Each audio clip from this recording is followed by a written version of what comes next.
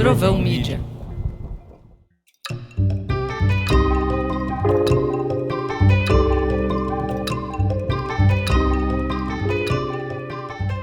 Oi, eu sou a Véria Conelli e isso não é uma sessão de análise, um podcast criado por mim e pela Trovão Mídia. A cada semana, uma pessoa abre um pouco da intimidade dela comigo, a partir de histórias de família. A gente fala das origens e das mudanças nesse referencial ao longo da vida. Já foram dezenas de conversas por aqui que mostram como não existe um modelo familiar único. E é essa pluralidade que faz a gente se interessar e se identificar também.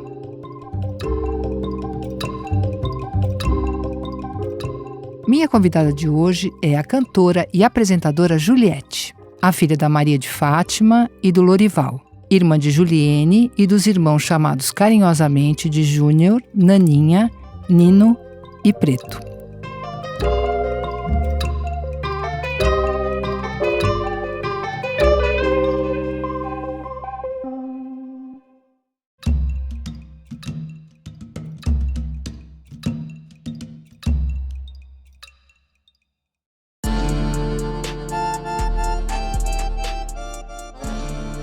Oi, pessoal! Antes de começar o episódio, eu queria contar para vocês que os meus parceiros aqui da Trovão Mídia lançaram hoje um podcast que está incrível. Chama o Berro do Boi. É mais uma parceria deles com a revista Piauí, assim como foi no podcast Alexandre. A Consuelo Diegues, repórter da Piauí, é quem narra o Berro do Boi, que vocês vão ver não deixa de ser uma bela história de família. Eu convidei ela aqui para contar rapidinho qual que é o babado. Oi, Vera, obrigada pelo espaço. A gente lançou hoje o podcast O Berro do Boi, que conta a história dos irmãos Wesley e Joesley Batista. Não sei se todo mundo lembra deles. O Joesley foi o personagem central naquele escândalo do Tem que manter isso aí, viu?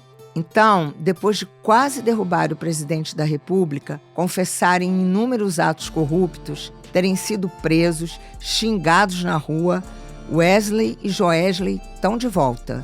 E eles estão mais ricos e poderosos do que nunca. Eu conto os bastidores de como isso aconteceu no Berro do Boi. Fica o meu convite para você ouvir na sua plataforma preferida de podcasts. Tem o link na descrição.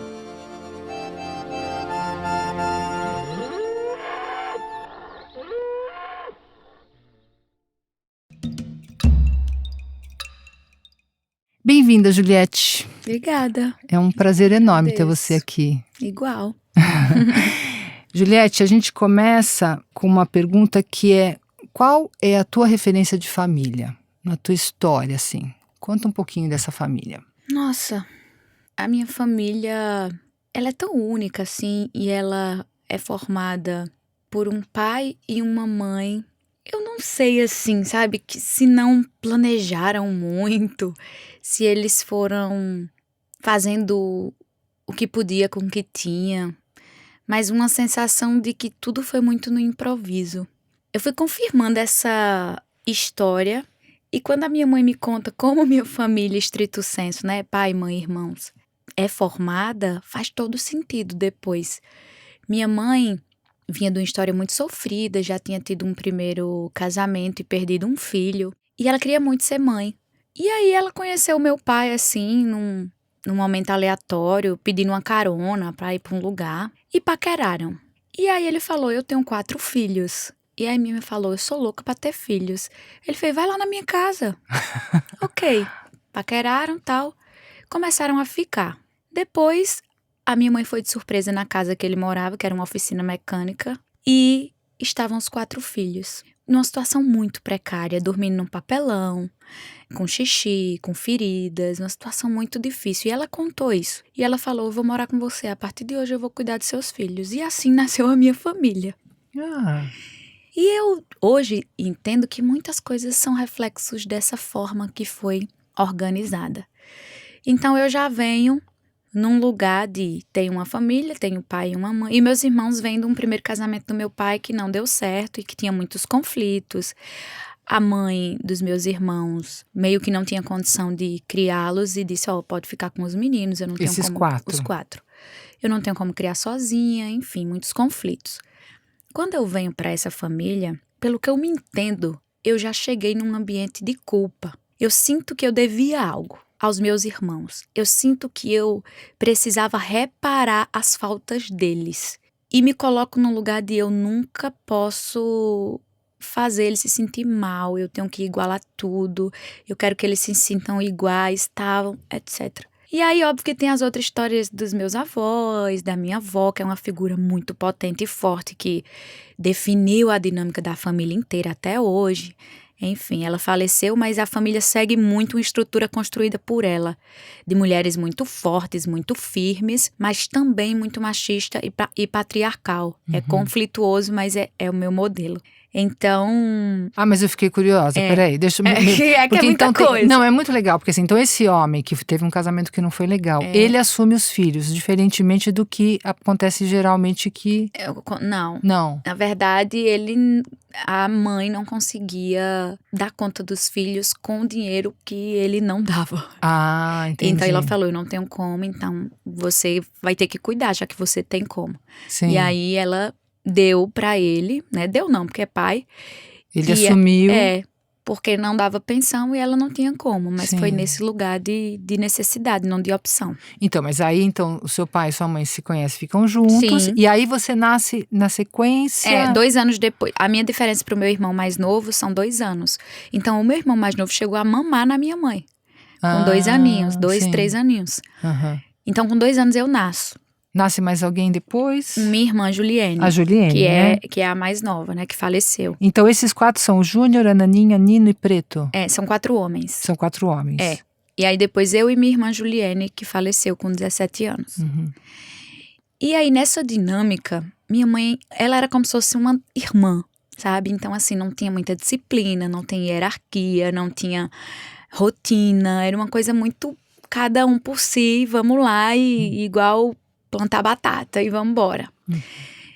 E meu pai trabalhava muito também e era uma dinâmica muito cada um por si e tal. Eu entendi muito cedo que alguém precisava tomar a posição da líder. Mas muito cedo. Muito, muito, muito cedo. De amamentar minha irmã mais nova de madrugada. Assim, eu tinha mais 2 anos de diferença da minha irmã. Eu acordava, colocava o leite na mamadeira dela e na minha. E dormia ninando ela. Bebê, 4 anos de idade, assim. Então... E a dinâmica, apesar dos meus irmãos ser todos mais velhos, eles sempre me viam na figura de mãe e protetora. Muito interessante. O que você acha que rolou? Porque você era a 5ª filha. Eu não sei, eu acho que na ausência dessa figura, eu entendi que alguém precisava ocupar. Eu sentia muita carência nos meus irmãos. Eles precisavam de alguém para defendê-los, para apoiá-los, para protegê-los, e não tinha ninguém. Então, quando eles iam fazer alguma coisa errada que ia apanhar, eu ia para frente, eu não deixava. Uhum. E quando eles faziam alguma coisa errada, eu que protegia, meio que eu tomei esse papel, ninguém me falou, eu entendi que precisava. Eu hoje vejo assim, por muito tempo eu não tinha consciência, na verdade. Eu vim ter essa consciência já mais adulta, assim. Eu lembro assim que minha mãe ia colocar refrigerante no copo pra gente, que era uma coisa que era luxo na época, pra gente era. E eu fazia questão de medir todos os refrigerantes para não ter 1 centímetro a mais. Uhum. Então, era muito louco. E foi assim a minha vida inteira, até hoje. É muito interessante como seria raro, talvez quase impossível imaginar uma mulher com 4 filhos nessa condição que um homem dissesse, amanhã eu vou vir aqui cuidar de todo mundo e fazer... Exato. Isso é uma coisa muito que as mulheres assumem rapidamente e os homens não. O que você achava que você devia para eles? O que você achava que você teve a mais do que eles? Várias coisas. Eu acho que eles eram muito carentes de afeto e de atenção e ser prioridade. Eles não eram. Eu entendia que eles sentiam essa diferenciação, sabe? Eu sentia que eu tinha um privilégio. Primeiro, por ser filha de pai e mãe e ter esse afeto, ter esse acolhimento e ser mais nova, eu entendia isso. Segundo, porque o meu irmão mais novo é um homem preto. Eu também via a diferença social nessa dinâmica E aí eu queria protegê-lo disso, porque eu sentia isso. Tipo, eu ia pra uma festinha infantil, seu irmão não pode vir, não pode entrar. Ele ficava no portão. Seu irmão é mal educado, mas não era isso. Aham. Às vezes era a aparência, às vezes era a roupa. Você sacou logo que tinha e eu isso. não, e eu era uma menina branca, então eu entendia que tinha uma diferenciação, mas eu não sabia o que era. E eu entendia que eu devia algo pra eles. Eu sempre sentia que eu devia algo pra eles. E eu queria reparar. Então quando minha mãe dizia, vou comprar um brinquedo pra vocês, eu não. Não, mãe. Compra pra todo mundo, tal, e não sei o que. Eu não queria vê-los sendo diferenciados. Então, eu acho que foi esse o sentimento que me guiou mais a protegê-los. E aí eu estudei muito, porque eles não estudavam, eles trabalhavam na oficina. E aí eu disse, não, eu vou ter que estudar pra cuidar deles, porque eles não vão estudar, eu vou ter que estudar, e assim fiz. E essa dinâmica deles entenderem que eu era a figura materna, até hoje, assim, sempre foi mesmo, assim. Eu que ia buscar nos lugares, estava dando trabalho, eu que ia buscar. Fugiu de casa, eu que ia buscar. E tem cenas muito fortes na minha cabeça, assim. Eu protegendo eles na hora de apanhar, eu não deixava. Eu entrava na frente, assim. E eu era muito pequena e eles eram muito maiores. Tem uma cena que meu irmão, ele dava muito trabalho. Meu irmão mais novo, ele teve problema com álcool e com droga. E ele fugia e às vezes ele tava com má companhias. Eu pequena, eu ia lá. Chegava lá, olha a estratégia que eu tinha. Eu dizia, eu quero que meu irmão vá pra casa. E aí os caras diziam, não tem nada a ver, manda ele pra casa. Eu dizia, se você não mandar ele pra casa, eu vou ali na delegacia e mando o delegado vir aqui. E aí eles mandavam, vai embora, eu não quero problema. E meu irmão ia pra casa comigo.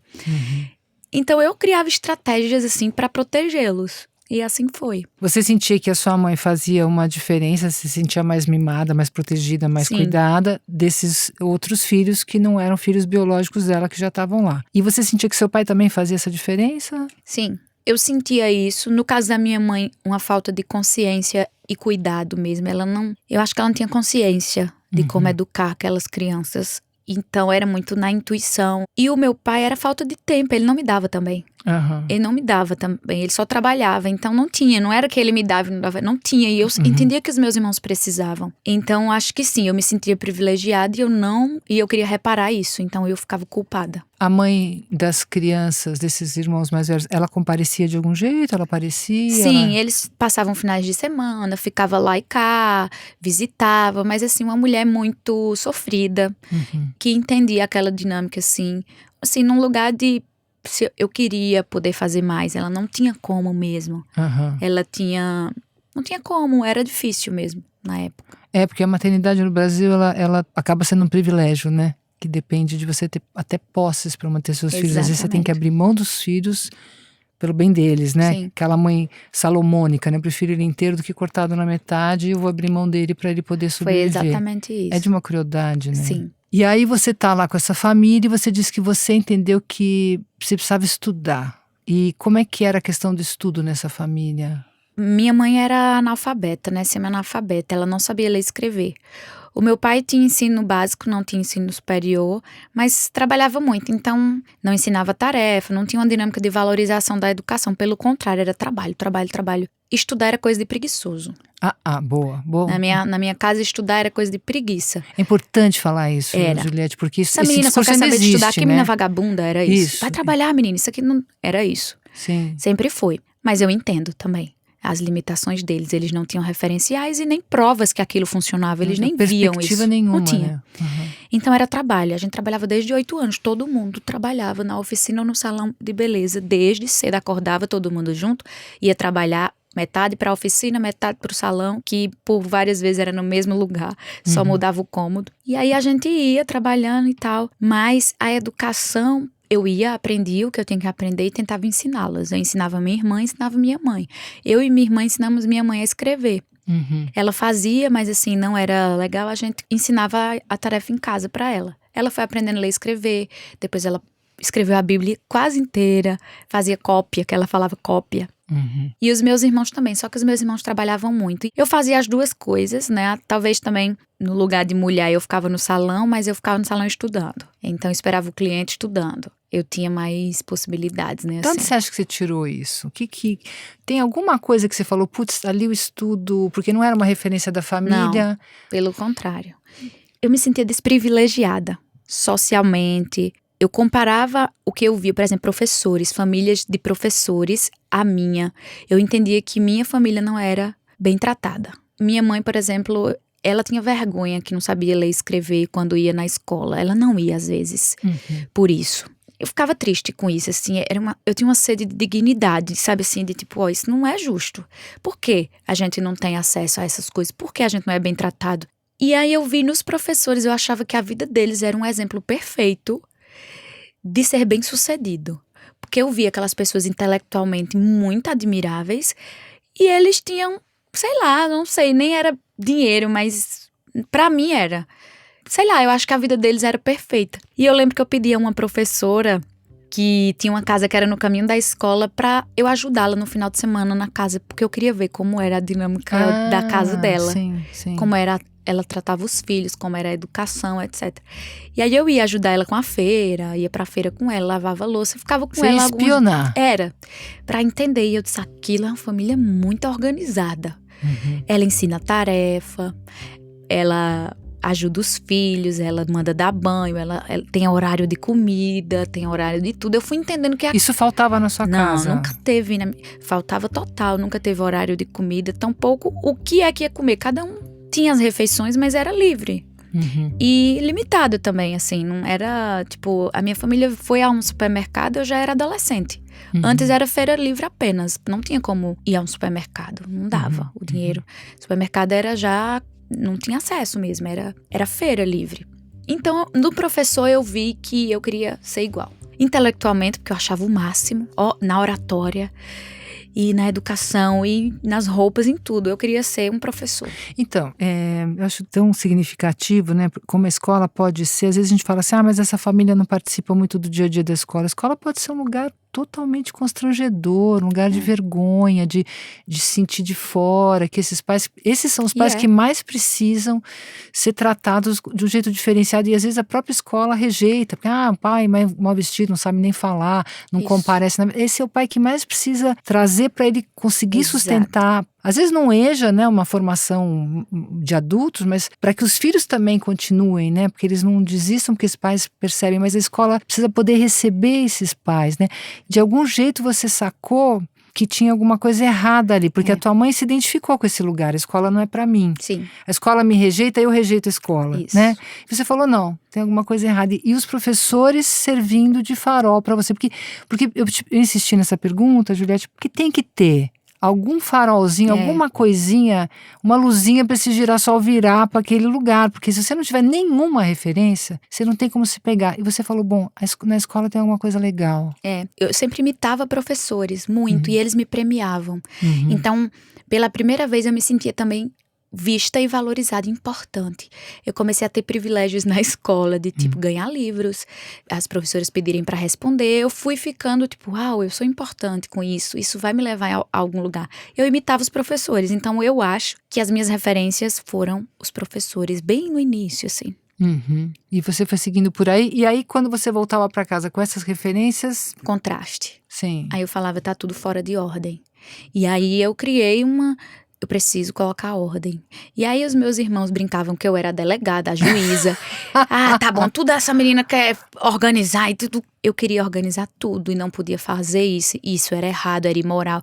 Não tinha muito filtro, assim. Se o menino quisesse colocar o dedo na tomada, a minha mãe dizia, vá, bote. Pronto. Levava um choque, aprendia. E eu, não pode. Eu era o limite. Então eu via esse contraste e eu dizia, tem alguma coisa aqui desajustada. Ao mesmo tempo, eles me faziam fortalecer muitas crenças de autonomia, sabe? Assim, eu acho que também me fortaleceu nesse lugar de desbravadora, de autonomia, de iniciativa, de assertividade. Não tinha diferenciação na minha casa de homens e mulheres, de pode e não pode. Não tinha na minha casa. Da minha avó já tinha, o meu pai tentava, mas a minha mãe sempre foi muito... Andava de moto. Ela tinha alguns códigos. Independente? Ela fazia coisas que diziam que mulher podia fazer igual homem, sabe? Então eu acho que isso ia fortalecendo minha força.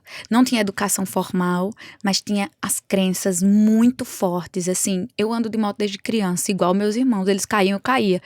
E eu tentava trocar um pneu, eu tentava. Tudo eu desbravava igual. isso fortaleceu muito a minha autoestima, eu tenho certeza, assim, sabe? Nesses lugares de crenças. Conta dessa avó. Essa avó, mãe da sua mãe ou do seu pai? Mãe da minha mãe. A mãe do meu pai morreu, eu era pequena. O meu avô, né, pai do meu pai, era meu pai igual, mecânico, borracheiro, muito simples, muito humilde, muito trabalhador, mas de poucas palavras e muito sensível. Meu pai já não é muito sensível, é meio brutão, assim, sim, não, zero contato de toque, mas não deixava faltar nada, aquele pai tradicional. E a minha avó, da minha mãe, era uma mulher muito sofrida. Ela passou muita fome, miséria, tinha 9 filhos, criou sozinha. Foi abandonada pelo marido, então ela era muito carrancuda, muito, sabe assim, corajosa, muito forte, muito trabalhadora. Ela se impunha pra tudo, assim, sabe? Desbravadora, nariz em pé. Tinha uma não tinha medo de nada. assim. Isso, altivez. Medo de nada e de ninguém. Nunca se sentia inferior a ninguém. Por mais que tivesse adversidades, ela sempre era nariz, sabe? Então ela passava isso pra gente, de saber nosso lugar, nem menor. Talvez eu tenha sentido essa ânsia de dignidade, porque ela era assim, eu queria me sentir assim. Olha, uma outra referência importante aí, né? Ela era muito assim. O que sobreviveu cuidando de 9 filhos, sozinho, abandonado pelo pai das crianças, já provou tudo, né? Pode gerir um país, então Exatamente. Tá devendo o quê pra quem, né? Muito, muito forte, assim. Então ela era âncora mesmo, assim, da família e eu acho que ela deu isso pra minha mãe, né? E minha mãe pra mim, de muita coragem, assim, de ser desbravadora. E ela aprovou o casamento deles, essa união que começa já com 4 filhos? Como é que ela via esses netos? Então, quando eu falo que também tem uma educação muito machista, até pela época também, né? Ela aprovou, porque assim, minha mãe teve o primeiro casamento. Tinha isso, de casar virgem com o primeiro marido, tal. E aí o marido da minha mãe faleceu. Depois ela arrumou um segundo parceiro, teve um bebê e o bebê faleceu. E aí, quando ela começou a namorar com meu pai, ela já tinha... Era um terceiro relacionamento, né, no caso. Minha avó já não ligava muito mais, não. Então ela já tava assim, minha filha, tá bom, você que sabe. Só que minha mãe trabalhava fora, minha mãe era mais desbravadora. Minha mãe nunca foi dona de casa. Nunca. Ela sempre trabalhava fora, ela sempre desenrolava as coisas fora. Era mototáxi, já foi servente de pedreiro, já foi faxineira, copeira, tudo. Ela é viva, sua mãe? Cabeleireira, tudo. Minha mãe mora comigo, tem 64 anos. Então, assim, aí minha avó meio que dizia, essa menina é um macho. Com a minha mãe jogava futebol. Minha avó dizia, essa Dida é um macho. Ela sempre era dizia, um elogio ou uma crítica? Era tipo assim, desbravadora, ela faz tudo. Sim. Então, ela sabe se cuidar. Mas quando minha mãe tentou separar uma vez, minha avó não aceitou. Volte pro seu marido, sabe? Minha avó meio que era assim, nesses lugares. Volte e resolva. Saiu de casa, não volto mais não. Meio que tinha essas coisas assim.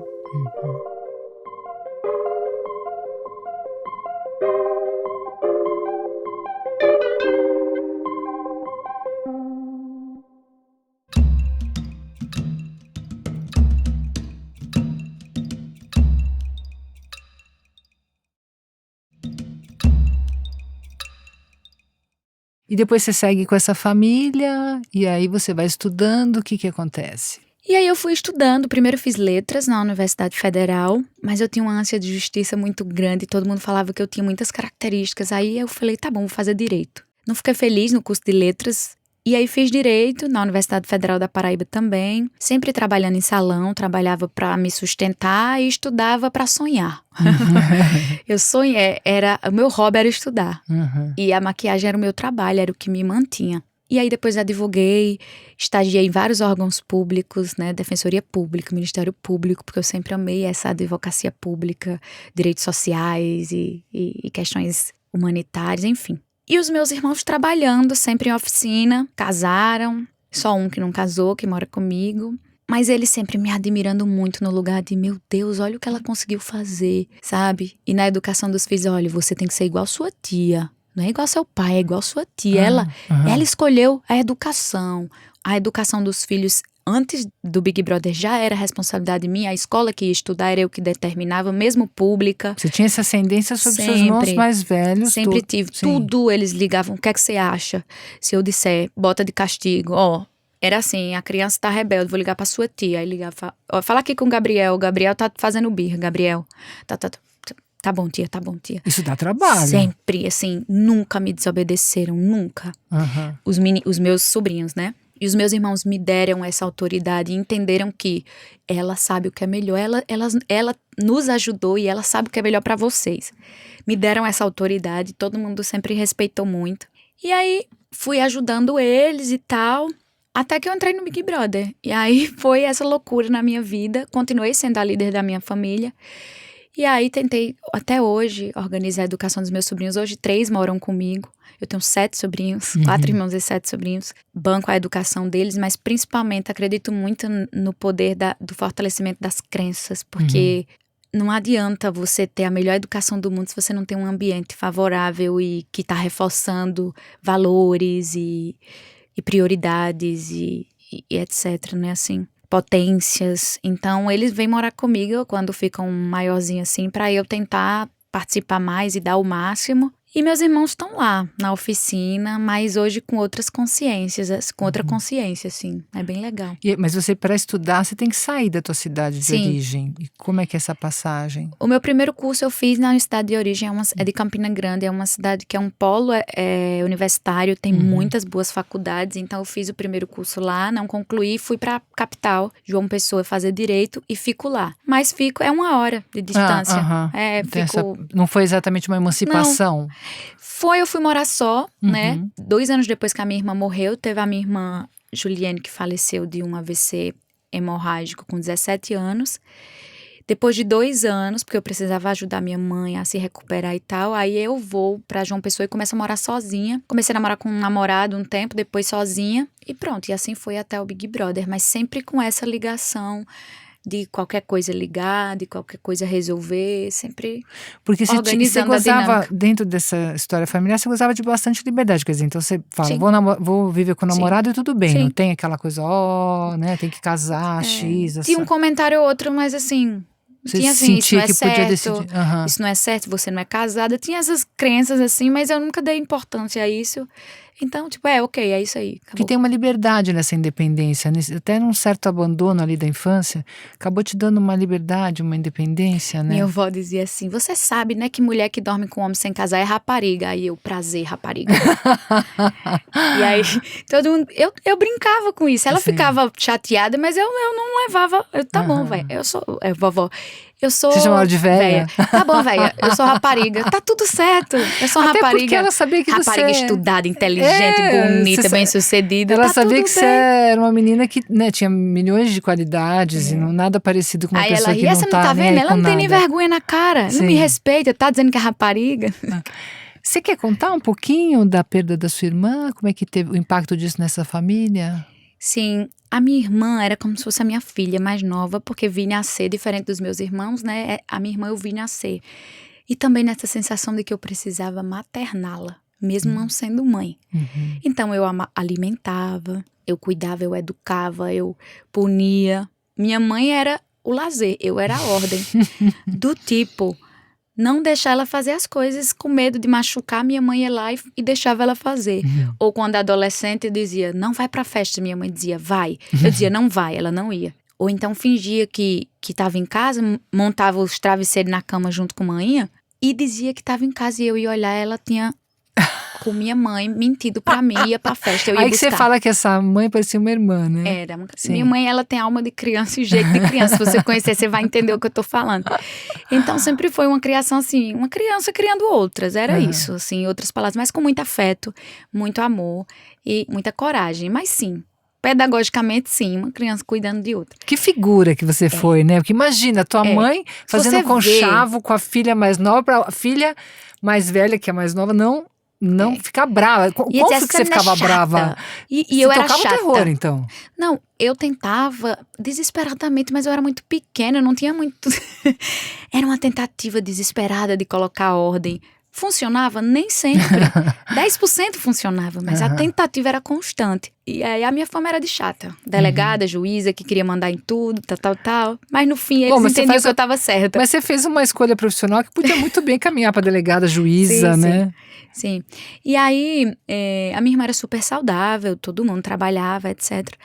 E assim, de repente ela teve esse AVC hemorrágico. Eu fiquei com ela no hospital e 20 dias. Tanto é que quando foi operar, o médico não perguntou a meu pai, a minha mãe perguntou: posso operar sua irmã?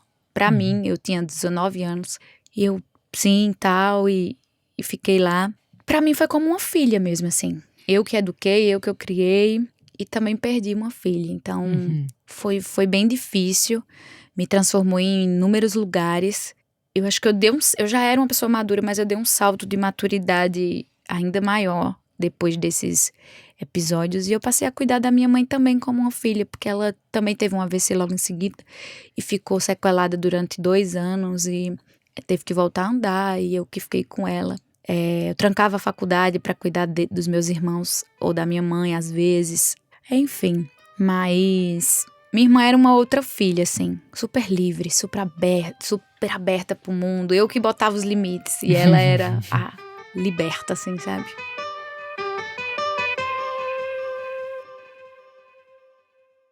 A gente passa agora para a segunda pergunta, né? O que você fez com essa referência de família? O que é uma referência de família para você hoje? Porque você virou mãe de todo mundo muito cedo, né? Sim. E agora? O que é família para você hoje? Eu acho que eu carrego algumas cicatrizes de ter ocupado esse lugar, mas também muitas virtudes. Eu sou grata, foi o que a minha família conseguiu ser com o que tinha.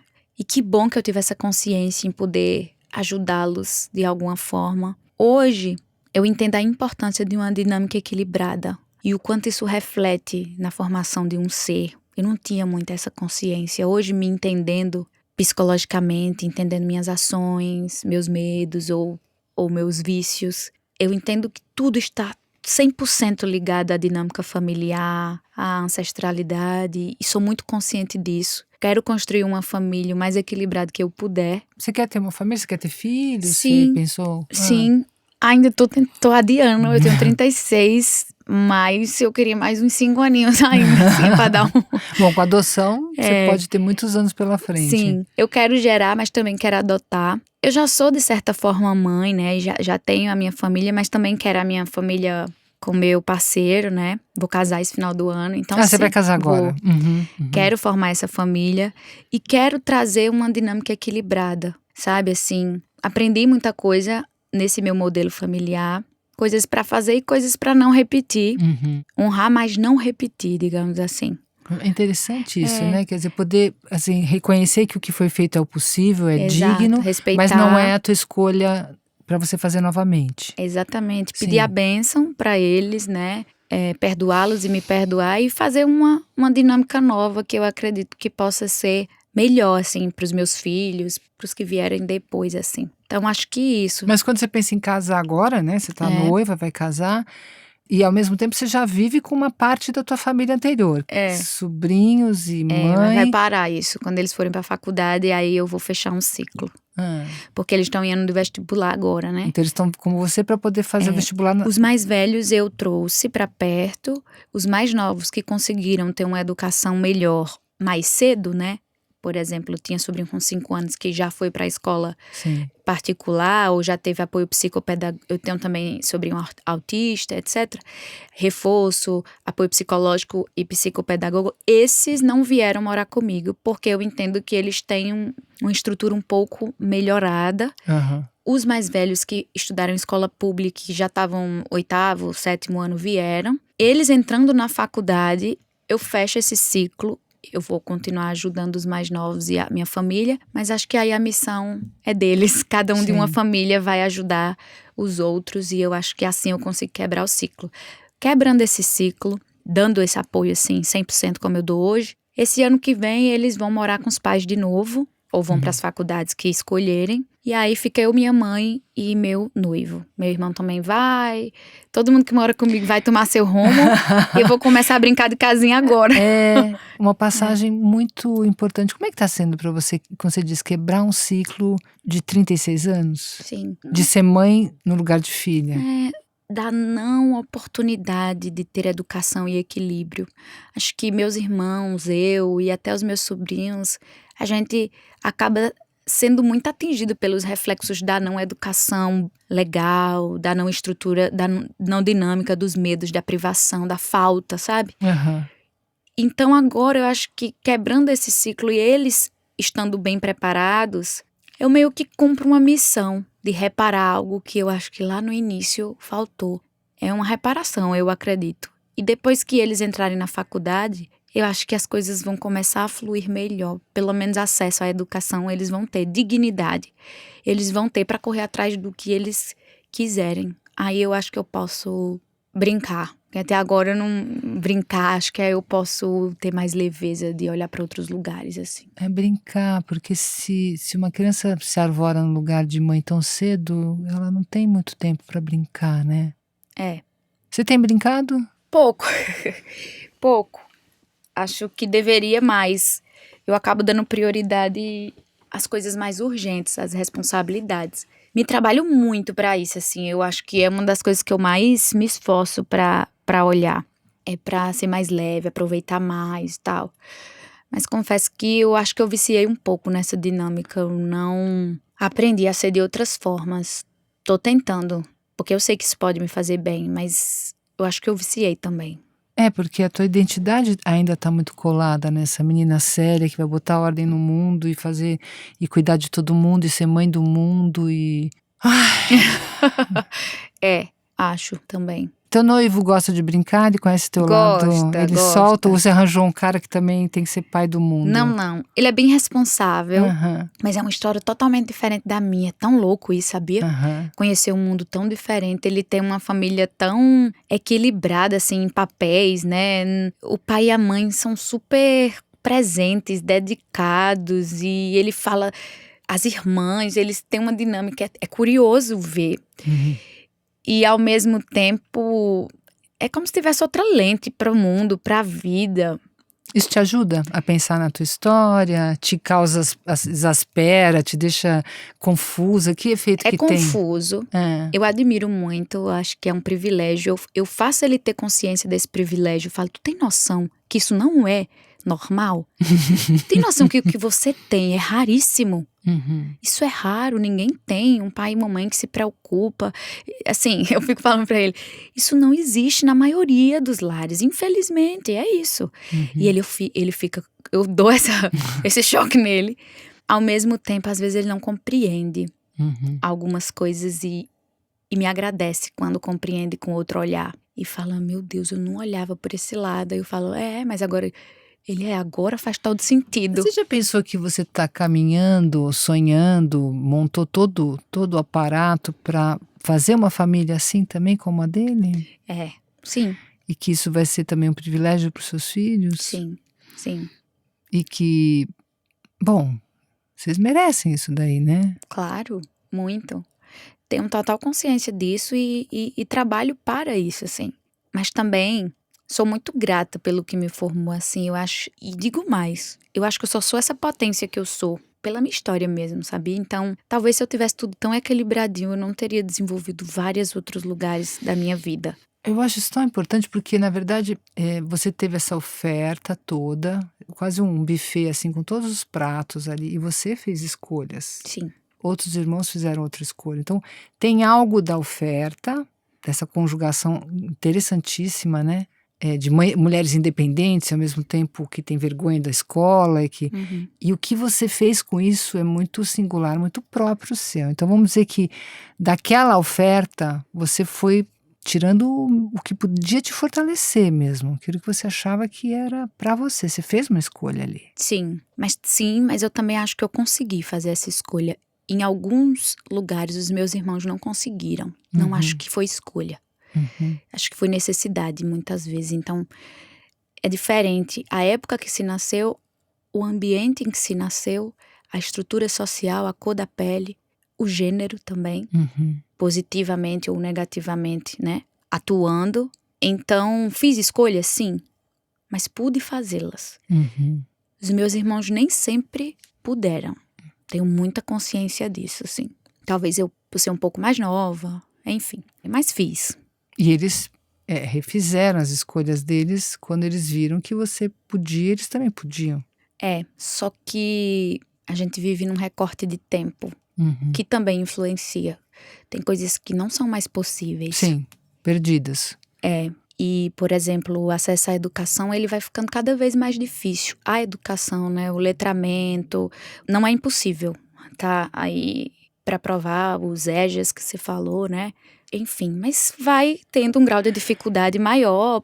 Fazer o luto disso é uma condição também para poder ficar com alguma coisa, né? Porque também se ficar, porque se eu tivesse, se não tivesse tido alimentação X, na escola, escuta, tá, não teve. Então hoje aí você consegue olhar para frente, né? Sim, mas vai ficando muito mais difícil. Eu tenho total consciência disso. Então os meus irmãos, depois que passaram um tempo assim, eles nem acreditavam mais, sabe? Eu tenho um sobrinho mais velho que eu tentei de tudo que você imaginar.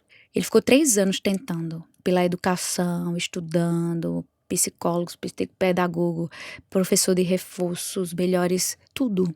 Ele tentou, mas tinha uma coisa que eu não conseguia mais mudar, as crenças dele.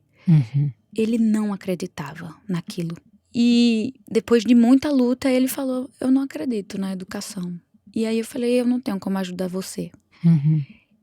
E ele não escolheu a educação. Ele escolheu outros caminhos. Eu fiquei muito triste, mas eu entendo também que existe um recorte de tempo. Existe também as crenças. Cada pessoa constrói as suas certezas e mudam. Só elas conseguem mudar as suas certezas.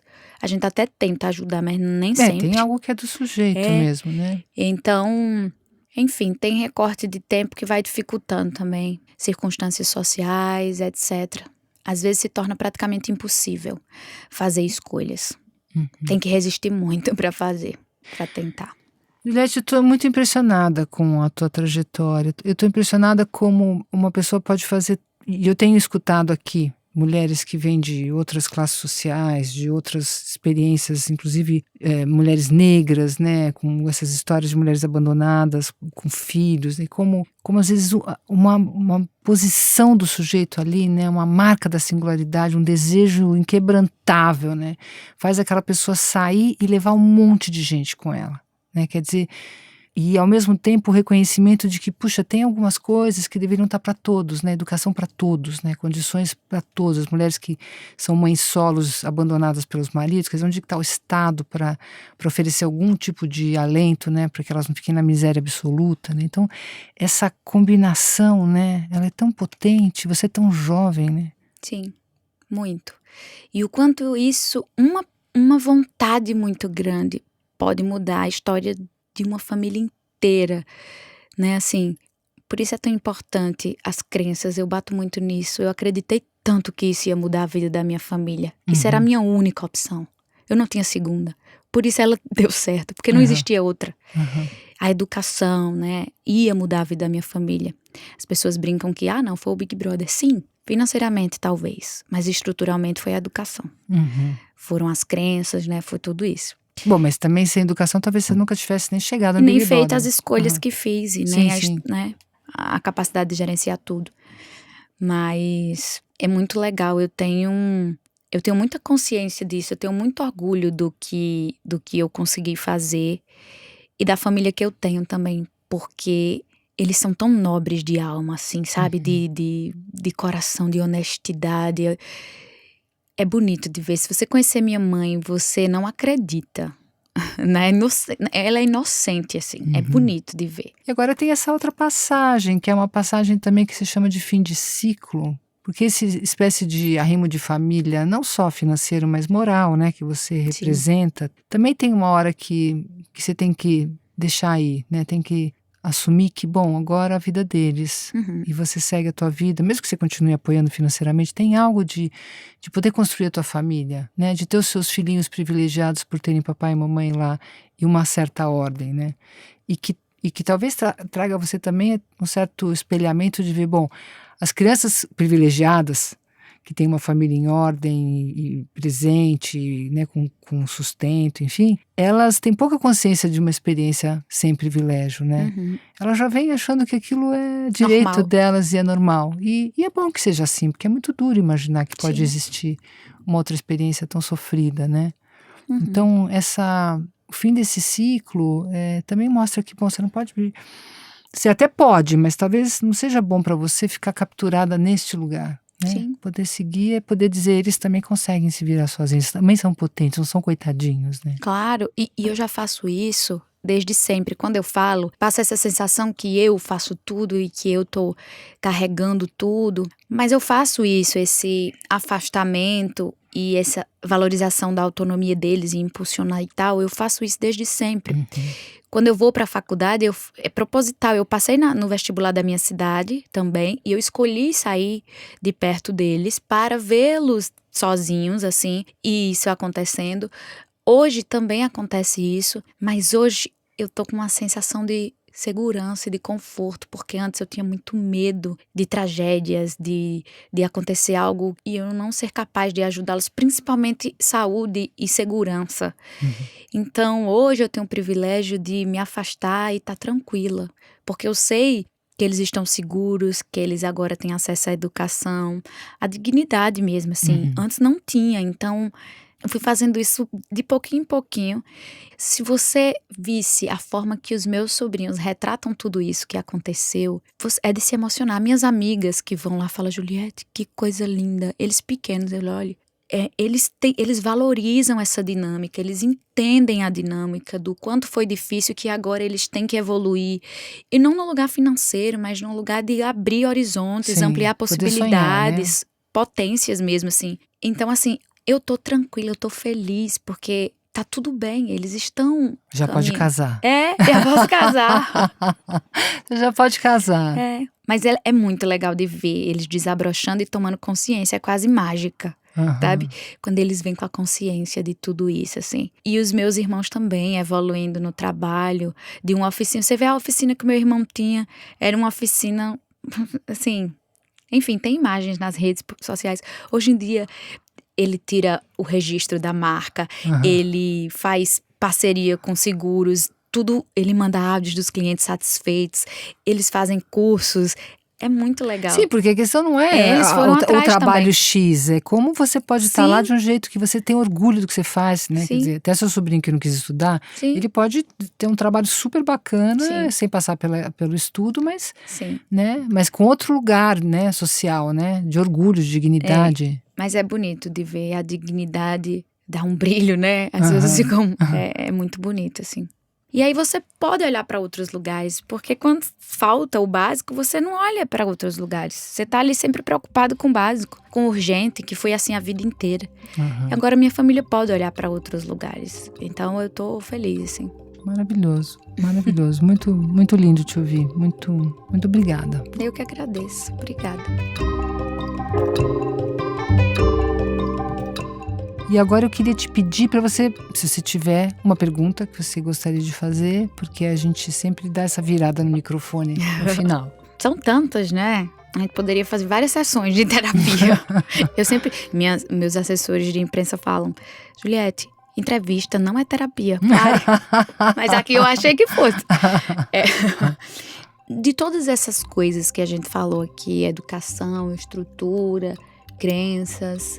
E com a sua experiência de tudo, né, de vida e intelectual, qual é a maior força, o que mais influencia na dinâmica de uma família saudável, não perfeita, saudável? O que é que tem mais força e impacto?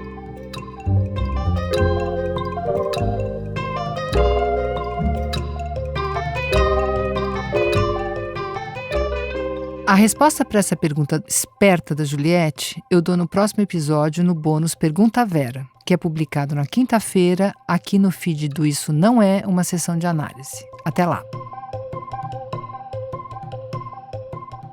Esse foi o podcast Isso Não É Uma Sessão de Análise, um original da Trovão Mídia.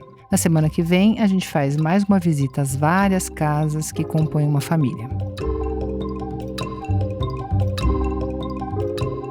A direção e a produção executiva desse podcast são da Trovão. A produção, roteiro e montagem de som são da Laila Moalen. E a trilha sonora original foi criada pelo Arthur Decloé.